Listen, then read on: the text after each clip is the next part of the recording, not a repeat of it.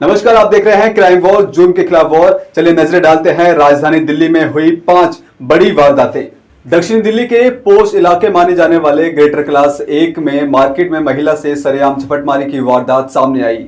Bag छीने जाने के दौरान पीड़िता सड़क पर गिरकर जख्मी हो गई। वहीं पीछे से आ रही कार की चपेट में महिला आते आते बची। झपटमारी की ये पूरी घटना पास में लगे सीसीटीवी कैमरे में कैद हो गई। मामले का खुलासा सीसीटीवी फुटेज सामने आने के बाद हुआ। पीड़ित महिला शाहिदा बजाज मूल रूप से जम्मू कश्मीर की रहने वाली है। उनका यहां फोर्टिस हॉस्पिटल और मेदांता अस्पताल में घुटने की परेशानी का इलाज चल रहा था। वह एस ब्लॉक ग्रेटर क्लास 1 में एक होटल में ठहरी हुई थी। बीते 30 जुलाई की रात वह अपने पति और बेटे के साथ खाना खाकर होटल वापस लौट रही थी। जब ये लोग जीके के HRG मार्ग पर स्थित एक निजी बैंक के सामने से पहुंचे, तभी हेलमेट पहने 2 युवकों ने महिला को अपना शिकार बना लिया। बाइक सवार झपटमार महिला के पास पहुंचे और बाइक पर पीछे बैठे युवक ने महिला के हाथ से उनका बैग छीन लिया और तेजी से फरार हो गए।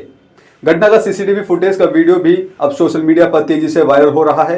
वीडियो फुटेज में एक आरोपी महिला से बैग छीनते हुए देखा जा सकता है।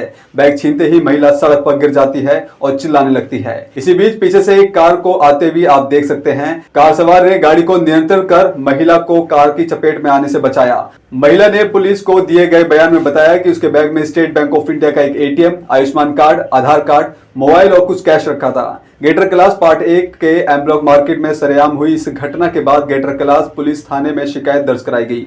लेकिन घटना के 17 दिन बीत चुके हैं, लेकिन अभी तक आरोपी पुलिस के हाथ नहीं लगे हैं। वहीं दूसरा मामला, करोलबाग पुलिस ने PG में सिक्योरिटी गार्ड द्वारा छात्रा के साथ छेड़छाड़ करने के मामले में बुधवार को एक FIR दर्ज कर ली है। हालांकि पीड़ित छात्रा ने मामले में शिकायत देने से इनकार कर दिया है। लिहाजा पुलिस ने संज्ञान लेते हुए आरोपी गार्ड रजनीश को गिरफ्तार कर लिया है। पुलिस उपायुक्त श्वेता चौहान ने बताया कि बीते 13 अगस्त की रात को PG में पानी नहीं था। इस पर देर रात छात्राओं ने मोटर चलाने के लिए गार्ड रूम में सो रहे रजनीश को जगाया। नींद से जागने पर वह नाराज हो गया और छात्रा पर हमला कर दिया। एक छात्रा से छेड़छाड़ की घटना भी PG में लगे सीसीटीवी कैमरे में कैद हो गई। DCP ने बताया कि देर रात PCR को फोन कर घटना की सूचना आई। पुलिस ने दोनों पक्षों को मेडिकल जांच करवाई, लेकिन 14 अगस्त को पीड़िता ने थाने में आकर लिखित में शिकायत नहीं देने की बात कही। मंगलवार को सीसीटीवी कैमरे की फुटेज वायरल होने के मामले ने तूल पकड़ लिया। DCP ने बताया कि मंगलवार की रात को भी पीड़ित ने लिखित में बताया कि वह कार्रवाई नहीं करना चाहती। इस पर पुलिस ने सीसीटीवी कैमरे की फुटेज और MLC के आधार पर खुद संज्ञान लेते हुए FIR दर्ज की और साथ ही सीसीटीवी कैमरे की DVR को भी कब्जे में लेकर फॉरेंसिक जांच के लिए भेज दिया। जांच में सामने आया कि 5 महीने पहले ही इस PG की शुरुआत हुई थी। DCP उषा रंगनानी ने बताया कि बीते एक हफ्ते में 42 PG संचालकों पर धारा 188 के तहत मुकदमा दर्ज कर लिया है। वहीं पूर्वी दिल्ली के लाल बहादुर शास्त्री अस्पताल में भर्ती एक 15 साल की किशोरी से छेड़छाड़ करने का मामला सामने आया है। पीड़ित किशोरी का आरोप है कि अस्पताल का वार्ड बॉय मंगलवार रात जांच के बहाने एक कमरे में लेकर गया और अश्लील वीडियो दिखाकर उसके साथ छेड़छाड़ करने लगा। पीड़ित की शिकायत पर पुलिस ने केस दर्ज कर लिया है। आरोपी जोगिंदर को गिरफ्तार कर लिया है।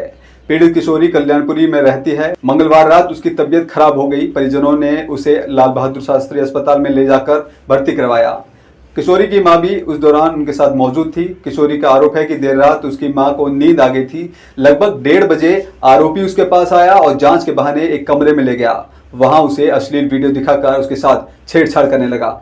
उत्तरी पूर्वी दिल्ली के वेलकम इलाके में बुजुर्ग विमला देवी और उनकी बहू डोली रॉय की हत्या की गुत्थी को पुलिस ने बुधवार को सुलझा लिया है। मामले में मृतका डोली के बेटे शशांक के दोस्त हर्षित को गिरफ्तार कर लिया है। पुलिस के अनुसार आरोपी ने लूटपाट के लिए दोनों की हत्या कर दी। शशांक आरोपी ने अपनी मां दादी की देखभाल करने की जिम्मेदारी देकर भाई और दोस्त के साथ हरिद्वार मसूरी चला गया। आरोपी ने खुलासा किया कि उसने सुशांत से 5 लाख रुपए ब्याज पर उधार लिए हुए थे, जिसे वह वापस नहीं कर पा रहा था। इसीलिए उसने लूट की साजिश को अंजाम दिया। DCP संजय कुमार सेन ने बताया कि मंगलवार को वेलकम के सुभाष पार्क इलाके में 75 वर्षीय बुजुर्ग विमला देवी और उनकी बहू 48 वर्षीय डोली रॉय की हत्या की सूचना मिली। पुलिस ने हत्या समेत अन्य धाराओं में केस दर्ज कर जांच शुरू की। पूछताछ में सुशांत बताया कि मां और दादी घर पर अकेली थी, इसलिए वह अपने पारिवारिक दोस्त हर्षित की दुकान और घर और दादी की देखभाल की जिम्मेदारी देकर गया था। जांच के दौरान पता चला कि 14 अगस्त की सुबह डोली घर से बाहर नहीं गई थी। पुलिस को यह भी पता चला कि विमला देवी चलने फिरने में असमर्थ है।